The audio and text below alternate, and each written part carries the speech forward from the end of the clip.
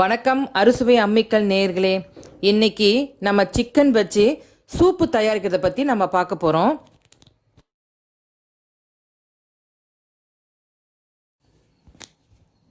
இப்போது சிக்கன் எப்படி கட் பண்ணுறாங்க பாருங்கள். எலும்பு தனியாகவும் சதைகள் தனியாகவும் சின்ன சின்ன பீஸாக கட் பண்ணி எடுத்துக்கணும்.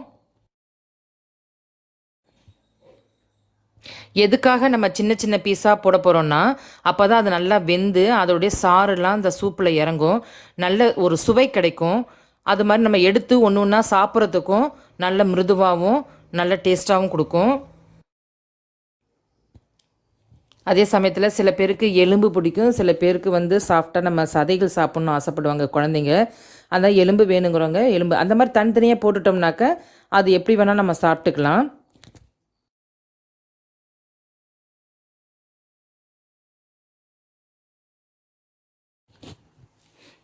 இப்போது சிக்கனை நம்ம நல்லா வாஷ் பண்ணி வச்சுக்கலாம். ஒரு முறை அலசுங்க, அதுவே போதும்.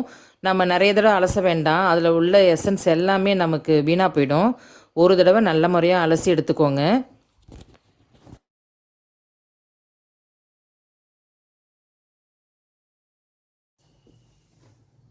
இப்போது சூப்புக்கு தேவையான மசாலா வறுத்து எடுத்துக்கலாம். ஏன் நம்ம வறுத்து எடுத்துக்க போகிறோன்னா அப்போ தான் கொஞ்சம் மணமாகவும் இருக்கும் சூப்புக்கு. இப்போ வானில் பற்ற வச்சு சின்ன சீரகம், மிளகு, காஞ்ச மிளகாய், கொத்தமல்லி விதை இதெல்லாம் நம்ம நல்லா வறுத்து எடுத்துக்கிட்டு அதை என்ன பண்ண போகிறோம்னா அம்மியில் வச்சு பவுடர் பண்ணிக்க போகிறோம். அம்மியில் ஏன் நம்ம பயன்படுத்துகிறோன்னா அதுக்கு சுவை அதிகங்க. அதனால தான் மிக்சியில் போடுறத விட அம்மியில் பண்ணால் நல்லாயிருக்கும். சில பேர் தான் சின்ன சின்ன குழவிகள் வச்சுக்கிறாங்க, அதை இடிக்கிற மாதிரி இடித்து கூட போடலாம் நீங்கள், அதில் ஒன்றும் தப்பு இல்லை. இல்லாதவங்க ஒன்றுமே பிரச்சனை இல்லைங்க, நம்ம ஜார்லேயே அரைச்சிக்கலாம் மிக்சிலேயே.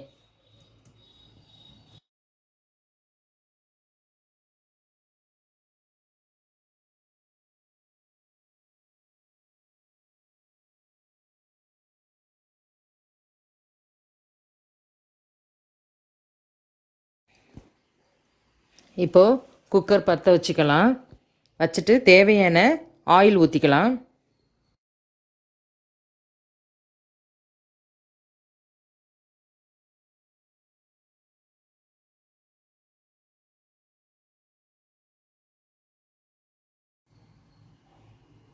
எண்ணெய் சூடாயிடுச்சு. நம்ம சின்ன வெங்காயத்தை அரிஞ்சு போட்டுக்கிறோம். ஏன் சின்ன வெங்காயம் அப்படின்னா அது கொஞ்சம் சுவை ஜாஸ்தி கொடுக்குங்கிறதுனால சின்ன வெங்காயம் போட்டிருக்கோம். இல்லாதவங்க பெரிய வெங்காயம் போட்டுக்கோங்க. சிறிது கருவேப்பிலையும் போட்டுக்கோங்க. போட்டு வதக்கி எடுத்துக்கலாம்.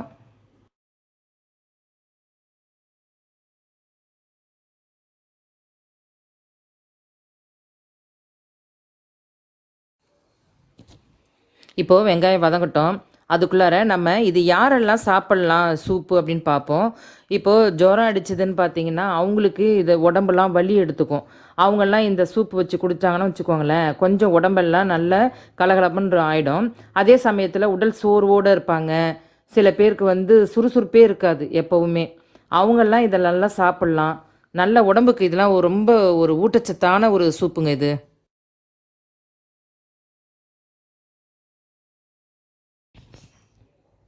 வெங்காயம் நல்லா வதங்கிடுச்சு. இதோட பூண்டும் இஞ்சியும் சின்ன சின்ன சின்னதாக நறுக்கி போட்டுக்கோங்க. நசுக்கிலாம் போட வேண்டாம், நறுக்கி போட்டால் தான் நமக்கு மென்று சாப்பிட்றதுக்கும் நல்லாவும் இருக்கும்.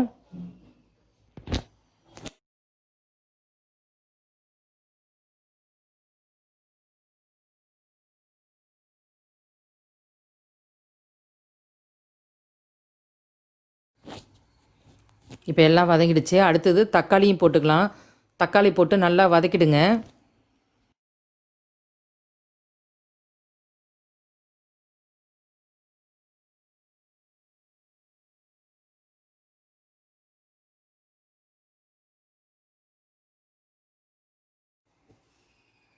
இப்போ தக்காளி நல்லா வதங்கிடுச்சு. இப்போது நம்ம வாஷ் பண்ணி வச்சுருக்க சிக்கனையும் அதில் போட்டுடலாம். போட்டு நல்லா பிரட்டி விட்டுடுங்க.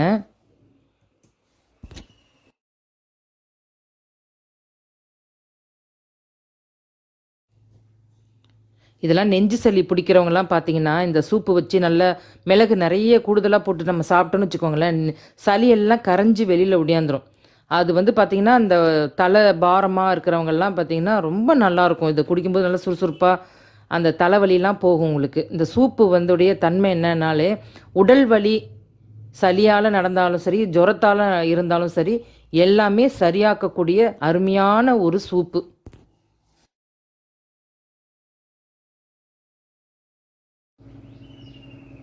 சிக்கன் வதங்கிட்டுருக்கு. இப்போது நம்ம தேவையான அளவுக்கு உப்பு போட்டுக்கலாம்.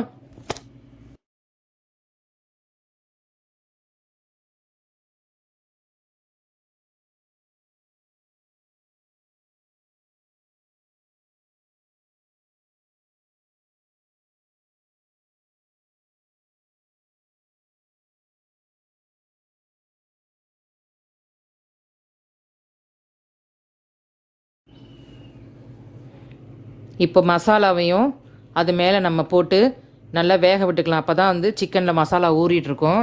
நல்லா வேக விடுங்க.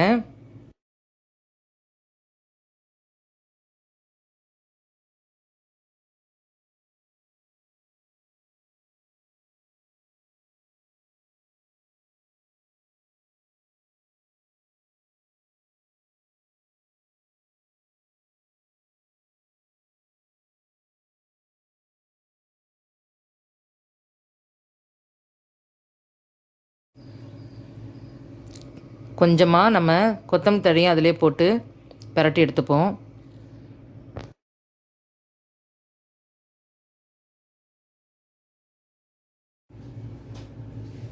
இப்போது எல்லா கலவையும் சேர்ந்து நல்லா வதங்கிடுச்சு.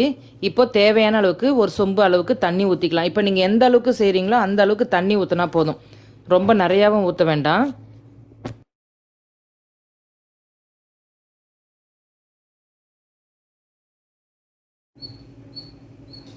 இப்போ தேவையான தண்ணி ஊற்றிட்டு குக்கரில் வெயிட் போட்டு 5 விசில் வச்சுக்கலாம். அப்போ தான் நல்லா சாஃப்டாக வரும்.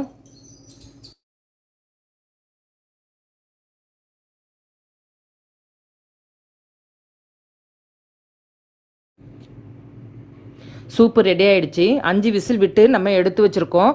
தேவையான அளவு பவுலில் எடுத்துகிட்டு கொத்தமல்லி தழையை தூவி நம்ம சாப்பிட்டுக்கலாம்.